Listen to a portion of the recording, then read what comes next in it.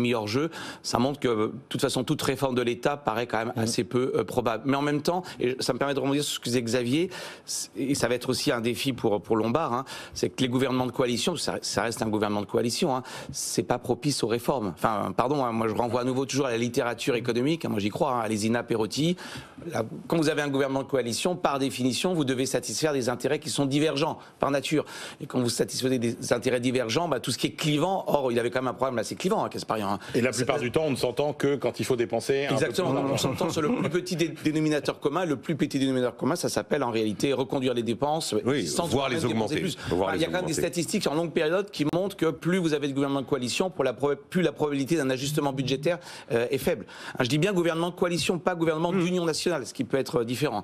Donc Kasparyan, finalement, il n'avait plus tellement sa place ici, puisque le libéral, c'est quand même celui qui veut faire, me semble-t-il, des réformes assez structurelles. Simplifier, c'est une réforme structurelle.